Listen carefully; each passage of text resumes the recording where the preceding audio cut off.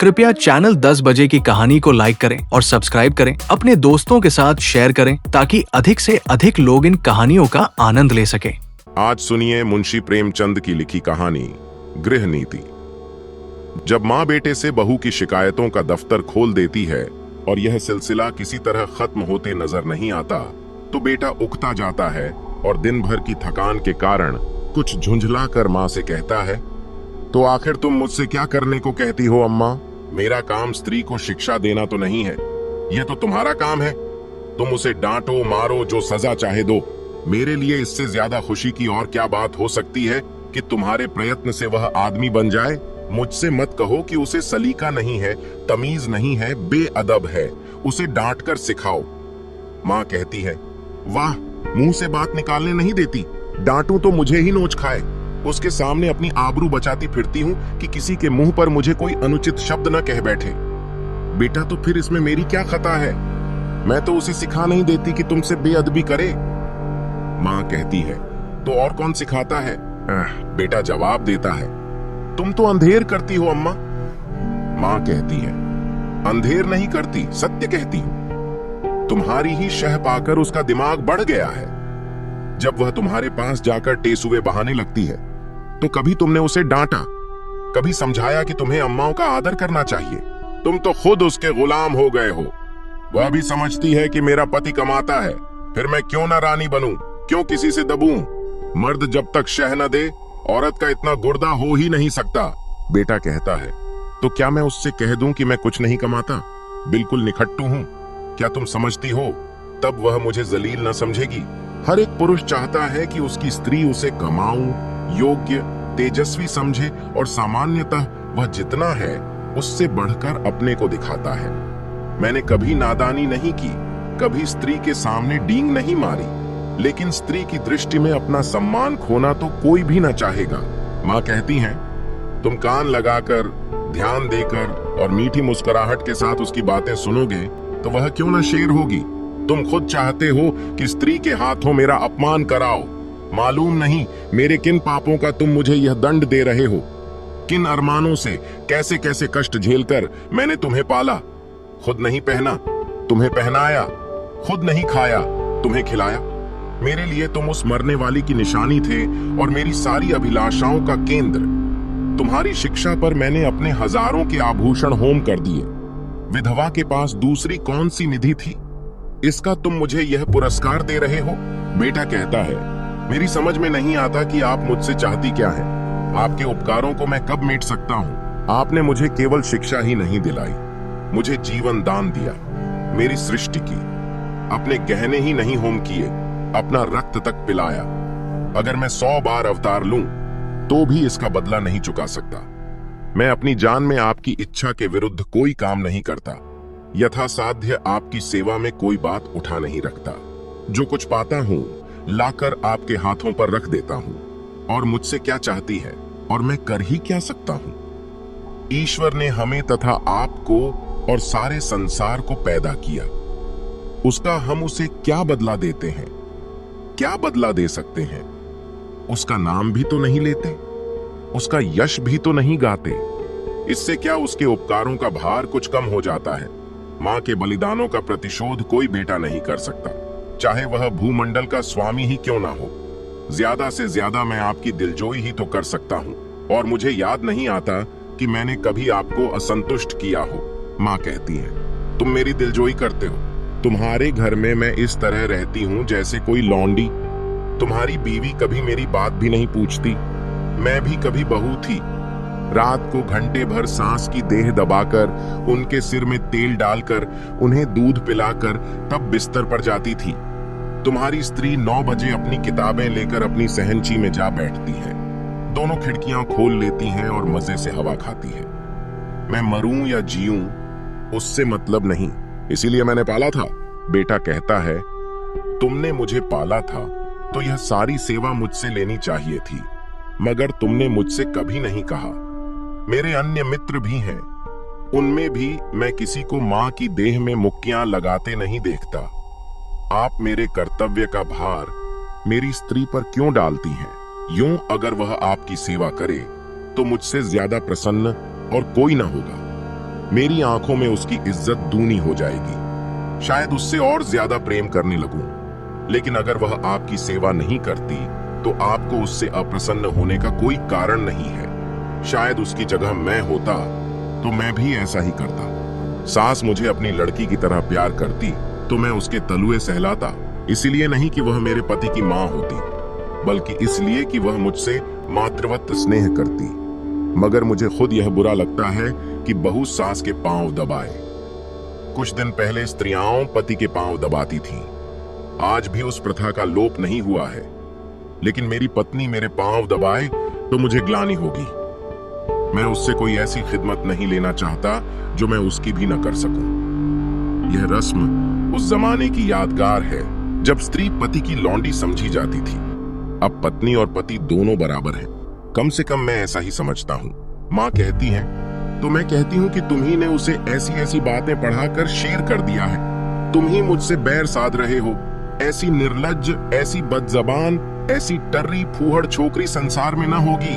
घर में अक्सर महल्ले की बहनें मिलने आती रहती हैं। यह राजा की बेटी न जाने किन गमवारों में पली है कि किसी का भी आदर सत्कार नहीं करती, कमरे से निकलती तक नहीं। कभी कभी जब वे खुद उसके कमरे में चली जाती हैं तो भी यह गद्दी चारपाई से नहीं उठती, प्रणाम तक नहीं करती। चरण छूना तो दूर की बात है। बेटा कहता है वह देवियां तुमसे मिलने आती होंगी। तुम्हारे और उनके बीच में न जाने क्या बातें होती हों। अगर तुम्हारी बहू बीच में आ कूदे तो मैं उसे बदतमीज कहूंगा। कम से कम मैं तो कभी पसंद न करूंगा कि जब मैं अपने मित्रों से बातें कर रहा हूं तो तुम या तुम्हारी बहू वहां जाकर खड़ी हो जाए। स्त्री भी अपनी सहेलियों के साथ बैठी हो तो मैं वहां बिना बुलाए न जाऊंगा। यह तो आजकल का शिष्टाचार है। माँ कहती हैं तुम तो हर बात में उसी का पक्ष करते हो बेटा। न जाने उसने कौन सी जड़ी सूंघा दी है तुम्हें। ये कौन कहता है कि वह हम लोगों के बीच में आ कूदे। लेकिन बड़ों का उसे कुछ तो आदर सत्कार करना चाहिए। बेटा पूछता है किस तरह। माँ कहती हैं आकर अंचल से उसके चरण छुए, प्रणाम करे, पान खिलाए, पंखा झले। इन्हीं बातों से बहू का आदर होता है। लोग उसकी प्रशंसा करते हैं। नहीं तो सबकी सब यही कहती होंगी कि बहू को घमंड हो गया है, किसी से सीधे मुंह बात नहीं करती। बेटा सोचकर कहता है हाँ, यह अवश्य उसका दोष है, मैं उसे समझा दूंगा। मां प्रसन्न होकर कहती हैं तुमसे सच कहती हूं बेटा, चारपाई से उठती तक नहीं। सब औरतें थोड़ी थोड़ी करती हैं, मगर उसे तो शर्म जैसे छू ही नहीं गई और मैं हूं कि मारे शर्म के मरी जाती हूं। बेटा कहता है यही मेरी समझ में नहीं आता कि तुम हर बात में अपने को उसके कामों की जिम्मेदार क्यों समझ लेती हो। मुझ पर दफ्तर में न जाने कितनी घुड़कियां पड़ती हैं। रोज ही तो जवाब तलब होता है, लेकिन तुम्हें उलटे मेरे साथ सहानुभूति होती है। क्या तुम समझती हो अफसरों को मुझसे कोई बैर है जो अनायास ही मेरे पीछे पड़े रहते हैं, या उन्हें उन्माद हो गया है जो अकारण ही मुझे काटने दौड़ते हैं? नहीं, इसका कारण यही है कि मैं अपने काम में चौकस नहीं हूँ। गलतियां करता हूँ, सुस्ती करता हूँ, लापरवाही करता हूँ। जहां अफसर सामने से हटा कि लगे समाचार पत्र पढ़ने या ताश खेलने, क्या उस वक्त हमें यह ख्याल नहीं रहता कि काम पड़ा हुआ है और यह साहब डांट ही तो बताएंगे, सिर झुकाकर सुन लेंगे, बाधा टल जाएगी। पर ताश खेलने का अवसर नहीं है। लेकिन कौन परवाह करता है। सोचते हैं तुम मुझे दोषी समझकर भी मेरा पक्ष लेती हो और तुम्हारा बस चले तो हमारे बड़े बाबू को मुझसे जवाब तलब करने के अभियोग में काले पानी भेज दो। माँ, मेरे बेटे को कोई सजा देगा तो क्या मैं पान फूल से उसकी पूजा करूंगी? बेटा, हर बेटा अपनी माता से इसी तरह की कृपा की आशा रखता है और सभी माताएं अपने बेटों की कमियों पर पर्दा डालती हैं। फिर बहुओं की ओर से क्यों उनका हृदय इतना कठोर हो जाता है, यह मेरी समझ में नहीं आता। जब तुम्हारी बहू पर दूसरी स्त्रियां चोट करें तो तुम्हारे मातृ स्नेह का यह धर्म है कि तुम उसकी ओर से क्षमा मांगो, कोई बहाना कर दो, उनकी नजरों में उसे उठाने की चेष्टा करो। इस तिरस्कार में तुम क्यों उनसे सहयोग करती हो? तुम्हें क्यों उसके अपमान में मजा आता है? मैं भी तो हर ब्राह्मण या बड़े बूढ़े का आदर सत्कार नहीं करता। मैं किसी ऐसे व्यक्ति के सामने सिर झुका ही नहीं सकता जिससे मुझे हार्दिक श्रद्धा न हो। केवल सफेद बाल, सिकुड़ी हुई खाल, पोपला मुंह और झुकी हुई कमर किसी को आदर का पात्र नहीं बना देती और न जनेऊ या तिलक या पंडित और शर्मा की उपाधि ही भक्ति की वस्तु है। मैं लकीर पीटू सम्मान को नैतिक अपराध समझता हूं।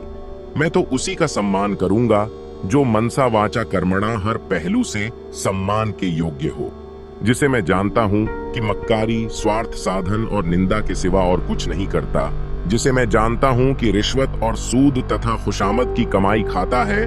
वह अगर ब्रह्मा की आयु लेकर भी मेरे सामने आए तो भी मैं उसे सलाम न करूं। इसे तुम मेरा अहंकार कह सकती हो, लेकिन मैं मजबूर हूं। जब तक मेरा दिल न झुके, मेरा सिर भी न झुकेगा। मुमकिन है तुम्हारी बहू के मन में भी उन देवियों की ओर से अश्रद्धा के भाव हों। उनमें से 2-4 को मैं भी जानता हूं। वे सब बड़े घर की हैं, लेकिन सबके दिल छोटे हैं, विचार छोटे हैं। कोई निंदा की पुतली है तो कोई खुशामद में युक्त, कोई गाली गलौज में अनुपम। सभी रूढ़ियों की गुलाम, ईर्ष्या द्वेष से जलने वाली। एक भी ऐसा नहीं जिसने अपने घर को नरक का नमूना न बना रखा हो। अगर तुम्हारी बहू ऐसी औरतों के सामने सिर नहीं झुकाती तो मैं उसे दोषी नहीं समझता। माँ, अच्छा अब चुप रहो बेटा। देख लेना, तुम्हारी यह रानी एक दिन तुमसे चूल्हा न जलवाए और झाड़ू न लगवाए तो सही। औरतों को बहुत सिर चढ़ाना अच्छा नहीं होता। इस निर्लज्जता की भी कोई हद है कि बूढ़ी सास खाना पकाए और जवान बहू बैठी उपन्यास पढ़ती रहे। बेटा, बेशक यह बुरी बात है और मैं हरगिज नहीं चाहता कि तुम खाना पकाओ और वह उपन्यास पढ़े, चाहे वह उपन्यास प्रेमचंद जी ही के क्यों ना हो। लेकिन यह भी तो देखना होगा कि उसने अपने घर कभी खाना नहीं पकाया। वहां रसोइया महाराज हैं और जब चूल्हे के सामने जाने से उसके सिर में दर्द होने लगता है तो उसे खाना पकाने के लिए मजबूर करना उस पर अत्याचार करना है। मैं तो समझता हूं जैसे जैसे हमारे घर की दशा का उसे ज्ञान होगा, उसके व्यवहार में अपने आप सुधार होता जाएगा। यह उसके घर वालों की गलती है कि उन्होंने उसकी शादी किसी धनी घर में नहीं की। हमने भी यह शरारत की कि अपनी असली हालत उनसे छिपाई और यह प्रकट किया कि हम पुराने रईस हैं। अब हम किस मुंह से यह कह सकते हैं कि तुम खाना पका या बर्तन मांज या झाड़ू लगा। हमने उन लोगों से छल किया है और इसका फल हमें चखना पड़ेगा। अब तो हमारी कुशल इसी में है कि अपनी दुर्दशा को नम्रता, विनय और सहानुभूति से ढांपें और उसे अपने दिल को यह तसल्ली देने का अवसर दें कि बला से धन नहीं मिला, घर के आदमी तो अच्छे मिले। अगर यह तसल्ली भी हमने उससे छीन ली तो तुम सोचो उसे कितनी विदारक वेदना होगी। शायद वह हम लोगों की सूरत से भी घृणा करने लगे। माँ, उसके घर वालों को 100 दफे गरज थी तब हमारे यहाँ ब्याह किया। हम उनसे भीख मांगने गए थे। बेटा, उनको अगर लड़के की गरज थी तो हमें धन और कन्या दोनों की गरज थी। माँ, यहाँ के बड़े बड़े रईस हमसे नाता करने को मुंह फैलाए हुए थे। बेटा, इसीलिए कि हमने रईसों का स्वांग बना रखा है। घर की असली हालत खुल जाए तो कोई बात भी ना पूछे। माँ, तो तुम्हारे ससुराल वाले ऐसे कहाँ के रईस हैं? इधर जरा वकालत चल गई तो रईस हो गए। नहीं तो तुम्हारे ससुर के बाप मेरे सामने चपरासगिरी करते थे। और लड़की का यह दिमाग कि खाना पकाने से सिर में दर्द होता है। अच्छे अच्छे घरों की लड़कियां गरीबों के घर आती हैं और घर की हालत देखकर वैसा ही बर्ताव करती हैं। ये नहीं कि बैठी अपने भाग्य को कोसें। इस छोकरी ने हमारे घर को अपना समझा ही नहीं।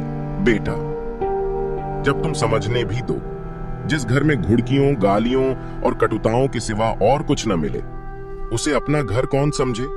घर तो वह है जहां स्नेह और प्यार मिले। कोई लड़की डोली से उतरते ही सास को अपनी मां नहीं समझ सकती। मां तभी समझेगी जब सास पहले उसके साथ मां जैसा बर्ताव करे, बल्कि अपनी लड़की से ज्यादा प्रिय समझे।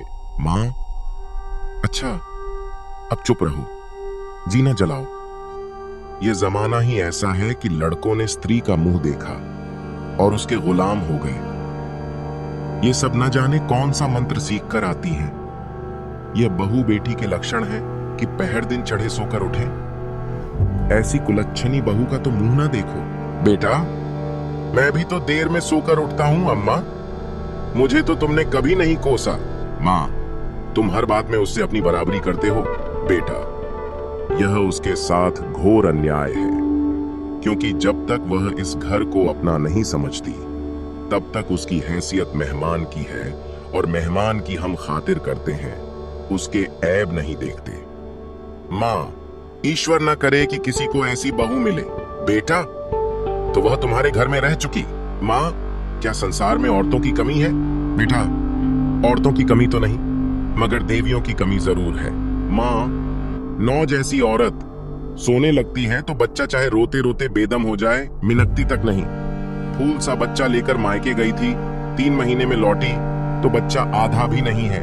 बेटा, तो क्या मैं यह मान लूं कि तुम्हें उसके लड़के से जितना प्रेम है उतना उसे नहीं है? यह तो प्रकृति के नियम के विरुद्ध है। और मान लो वह निरमोहिन ही है तो यह उसका दोष है। तुम क्यों उसकी जिम्मेदारी अपने सिर लेती हो? उसे पूरी स्वतंत्रता है, जैसे चाहे अपने बच्चे को पाले। अगर वह तुमसे कोई सलाह पूछे तो प्रसन्न मुख से दे दो, न पूछे तो समझ लो उसे तुम्हारी मदद की जरूरत नहीं है। सभी माताएं अपने बच्चे को प्यार करती हैं और वह अपवाद नहीं हो सकती। मां, तो मैं सब कुछ देखूं, मुंह न खोलूं, घर में आग लगते देखूं और चुपचाप मुंह में कालिख लगाए खड़ी रहूं। बेटा, तुम इस घर को जल्द छोड़ने वाली हो, उसे बहुत दिन रहना है। घर की हानि लाभ की जितनी चिंता उसे हो सकती है तुम्हें नहीं हो सकती। फिर मैं कर ही क्या सकता हूं?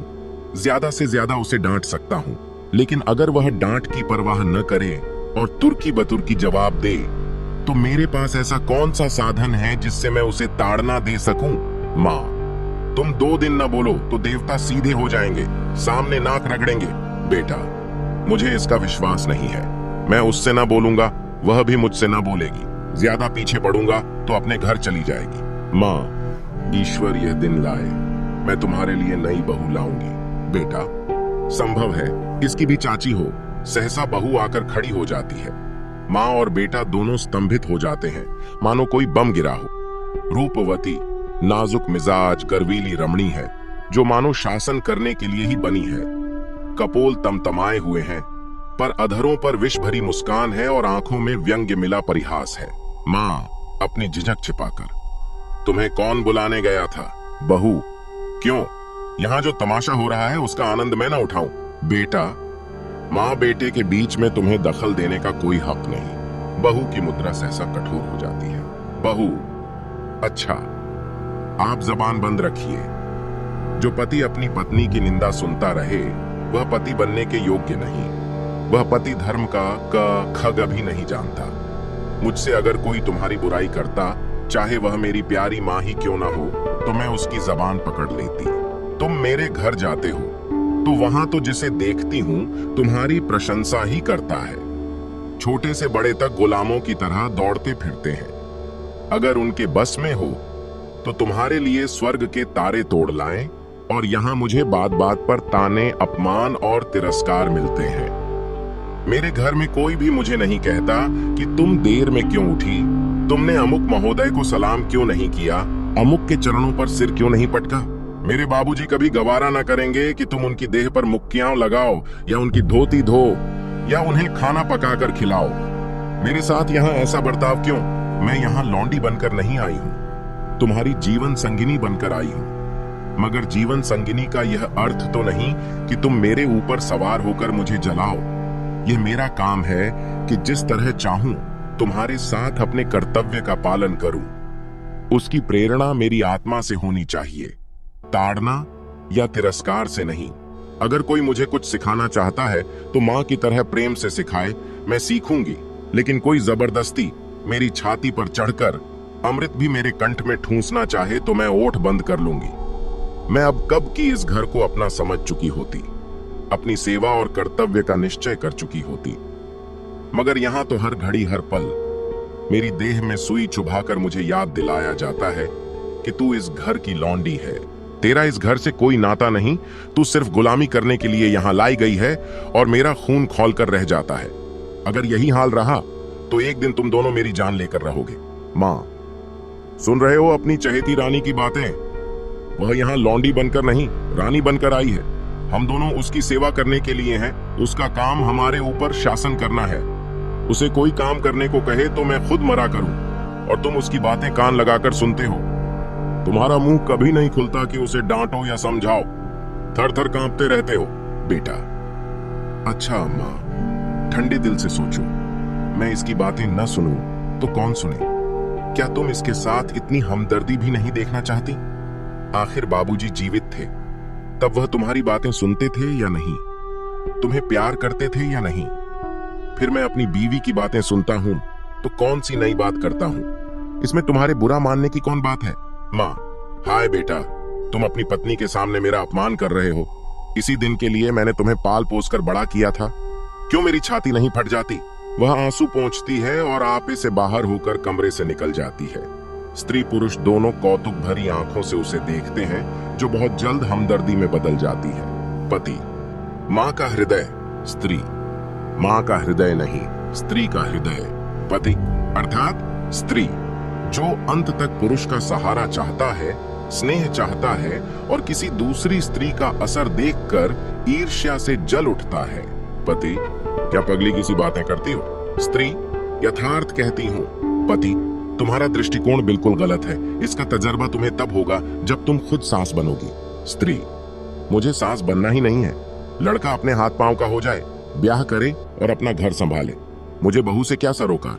पति, तुम्हें यह अरमान बिल्कुल नहीं है कि तुम्हारा लड़का योग्य हो, तुम्हारी बहू लक्ष्मी हो और दोनों का जीवन सुख से कटे? स्त्री, क्या मैं मां नहीं हूं?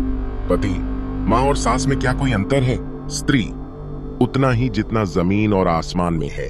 मां प्यार करती है, सास शासन करती है। कितनी ही दयालु, सहनशील, सतोगुणी स्त्री हो, सास बनते ही मानो ब्याई हुई गाय हो जाती है। जिसे पुत्र से जितना ही ज्यादा प्रेम है, वह बहू पर उतनी ही निर्दयता से शासन करती है। मुझे भी अपने ऊपर विश्वास नहीं है। अधिकार पाकर किसे मद नहीं हो जाता। मैंने तय कर लिया है, सास बनूंगी ही नहीं। औरत की गुलामी सासों के बल पर कायम है। जिस दिन सासें न रहेंगी, औरत की गुलामी का अंत हो जाएगा। पति, मेरा ख्याल है तुम जरा भी सहज बुद्धि से काम लो तो तुम अम्मा पर भी शासन कर सकती हो। तुमने हमारी बातें कुछ सुनी? स्त्री, बिना सुने ही मैंने समझ लिया कि क्या बातें हो रही होंगी। वही बहू का रोना। पति, नहीं नहीं, तुमने बिल्कुल गलत समझा। अम्माओं के मिजाज में आज मैंने विस्मयकारी अंतर देखा, बिल्कुल अभूतपूर्व। आज वह जैसे अपनी कटुताओं पर लज्जित हो रही थी। हाँ, प्रत्यक्ष रूप से नहीं, संकेत रूप से। अब तक वह तुमसे इसलिए नाराज रहती थीं कि तुम देर में उठती हो। अब शायद उन्हें यह चिंता हो रही है कि कहीं सवेरे उठने से तुम्हें ठंड न लग जाए। तुम्हारे लिए पानी गर्म करने को कह रही थीं। स्त्री प्रसन्न होकर, सच? पति, हाँ, मुझे तो सुनकर आश्चर्य हुआ। स्त्री, तो अब मैं मुंह अंधेरे उठूंगी, ऐसी ठंड क्या लग जाएगी? लेकिन तुम मुझे चकमा तो नहीं दे रहे हो? पति, अब इस बदगुमानी का क्या इलाज? आदमी को कभी कभी अपने अन्याय पर खेद तो होता ही है। स्त्री, तुम्हारे मुंह में घी शक्कर, अब मैं गजरदम उठूंगी। वह बेचारी मेरे लिए क्यों पानी गर्म करेंगी? मैं खुद गर्म कर लूंगी। आदमी करना चाहे तो क्या नहीं कर सकता? पति, मुझे उनकी बात सुन सुनकर ऐसा लगता था जैसे किसी दैवी आदेश ने उनकी आत्मा को जगा दिया हो। तुम्हारे अल्हड़पन और चपलता पर कितना गुस्सा आता है। चाहती थी कि घर में कोई बड़ी बूढ़ी आ जाए तो तुम उसके चरण छुओ, लेकिन शायद अब उन्हें मालूम होने लगा है कि इस उम्र में सभी थोड़े बहुत अल्हड़ होते हैं। शायद उन्हें अपनी जवानी याद आ रही है। कहती थीं, यही तो शौक सिंगार, पहनने ओढ़ने खाने खेलने के दिन थे। बूढ़ियों का तो दिन भर तांता लगा रहता है। कोई कहां तक उनके चरण छुए और क्यों छुए? ऐसी कहां की बड़ी देवियां हैं। मुझे तो हर्षोन्माद हुआ चाहता है। पति, मुझे तो विश्वास ही नहीं आता था। स्वप्न देखने का संदेह हो रहा था। स्त्री, अब आई है राह पर। पति, कोई दैवी प्रेरणा समझो। स्त्री, मैं कल से ठेठ बहू बन जाऊंगी। किसी को खबर भी नहीं होगी कि कब अपना मेकअप करती हूँ। सिनेमा के लिए भी सप्ताह में एक दिन काफी है। बूढ़ियों के पांव छू लेने में ही क्या हरज है? वे देवियाओं न सही, चुड़ैलें ही सही, मुझे आशीर्वाद तो देंगी, मेरा गुण तो गाएंगी। पति, सिनेमा का तो उन्होंने नाम भी नहीं लिया। स्त्री, तुमको जो इसका शौक है, अब तुम्हें भी न जाने दूंगी। पति, लेकिन सोचो, तुमने कितनी ऊंची शिक्षा पाई है, किस कुल की हो, इन खूसट बुढ़ियों के पांव पर सिर रखना तुम्हें बिल्कुल शोभा न देगा। स्त्री, तो क्या ऊंची शिक्षा के यह मानी है कि हम दूसरों को नीचा समझें? बूढ़े कितने ही मूर्ख हों, लेकिन दुनिया का तजर्बा तो रखते हैं। कुल की प्रतिष्ठा भी नम्रता और सद्व्यवहार से होती है, हेकड़ी और रुखाई से नहीं। पति: मुझे तो यही ताज्जुब होता है कि इतनी जल्दी इनकी काया पलट कैसे हो गई। अब इन्हें बहुओं का सास के पांव दबाना या उनकी साड़ी धोना या उनकी देह में मुक्कियां लगाना बुरा लगने लगा है। कहती थी, बहू कोई लौंडी थोड़े ही है कि बैठी सास का पांव दबाए। स्त्री: मेरी कसम। पति: हाँ जी, सच कहता हूं। और तो और, अब वह तुम्हें खाना भी ना पकाने देंगी। कहती थी, जब बहू के सिर में दर्द होता है तो क्यों उसे सताया जाए, कोई महाराज रख लो। स्त्री: फूली न समाकर, मैं तो आकाश में उड़ती जा रही हूं। ऐसी सास के तो चरण धो धो कर पीने चाहिए। मगर तुमने पूछा नहीं, अब तक तुम क्यों उसे मार मार कर हकीम बनाने पर तुली रहती थी? पति: पूछा, क्यों नहीं, भला मैं छोड़ने वाला था। बोली, मैं अच्छी हो गई थी, मैंने हमेशा खाना पकाया है, फिर वह क्यों ना पकाए। लेकिन अब उनकी समझ में आया है कि वह निर्धन बाप की बेटी थी, तुम संपन्न कुल की कन्या हो। स्त्री: अम्मा जी दिल की साफ है, इन्हें मैं क्षमा के योग्य समझती हूं। जिस जलवायु में हम पलते हैं उसे एक बारगी नहीं बदल सकते। जिन रूढ़ियों और परंपराओं में उनका जीवन बीता है उन्हें तुरंत त्याग देना उनके लिए कठिन है। वह क्यों, कोई भी नहीं छोड़ सकता। वह तो फिर भी बहुत उदार है। तुम अभी महाराज मत रखो, ख्वामख्वाह जेर बार क्यों होंगे। जब तरक्की हो जाए तो महाराज रख लेना, अभी मैं खुद पका लिया करूंगी। 3-4 प्राणियों का खाना ही क्या, मेरी जात से कुछ अम्माओं को आराम मिले। मैं जानती हूं सब कुछ, लेकिन कोई रूप जमाना चाहे तो मुझसे बुरा कोई नहीं। पति: मगर यह तो मुझे बुरा लगेगा कि तुम रात को अम्माओं के पांव दबाने बैठो। स्त्री: बुरा लगने की कौन बात है, जब उन्हें मेरा इतना ख्याल है तो मुझे भी उनका लिहाज करना ही चाहिए। जिस दिन मैं उनके पांव दबाने बैठूंगी वह मुझ पर प्राण देने लगेंगी। आखिर बहू बेटे का कुछ सुख उन्हें भी तो हो, बड़ों की सेवा करने में हेठी नहीं होती। बुरा तब लगता है जब वह शासन करते हैं और अम्मा मुझसे पांव दबवाएंगी थोड़े ही, सेंत का यश मिलेगा।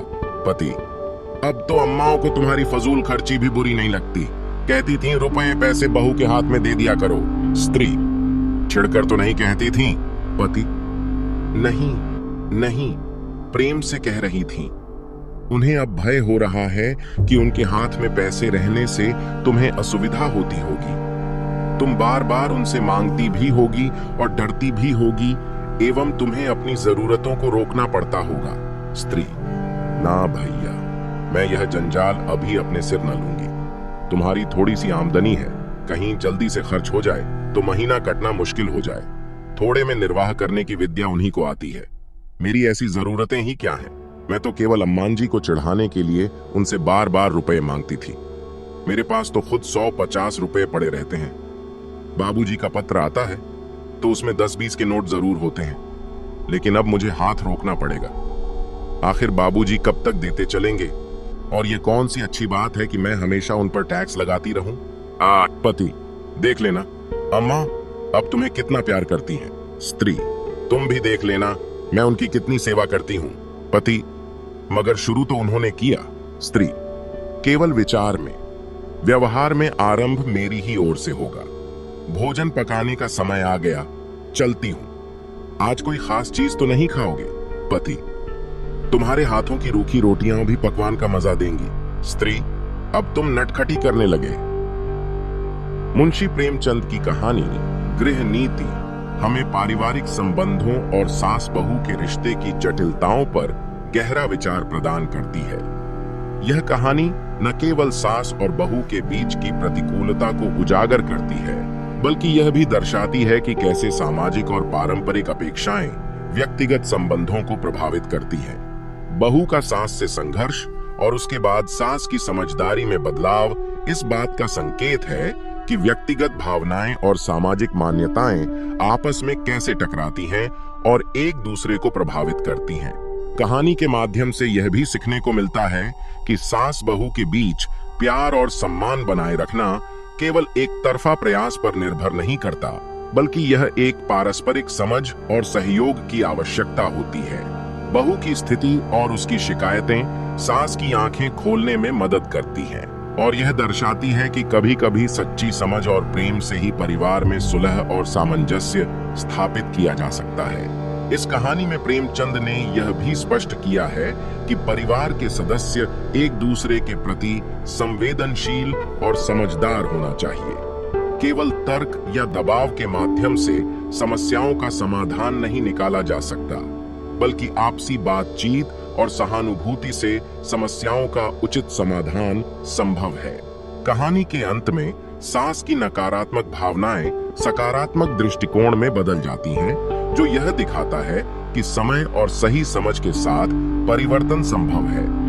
यह न केवल सास बहू के रिश्ते को सुधारने की दिशा में एक कदम है, बल्कि यह भी बताता है कि व्यक्तिगत संबंधों में सामंजस्य और प्रेम कैसे विकसित किया जा सकता है। इस प्रकार गृह नीति हमें पारिवारिक रिश्तों में समझ, सहानुभूति और व्यक्तिगत सुधार की महत्वपूर्णता को समझने की प्रेरणा देती है। आप सुन रहे थे मुंशी प्रेमचंद की लिखी कहानी गृह नीति। कृपया चैनल 10 बजे की कहानी को लाइक करें और सब्सक्राइब करें, अपने दोस्तों के साथ शेयर करें ताकि अधिक से अधिक लोग इन कहानियों का आनंद ले सकें।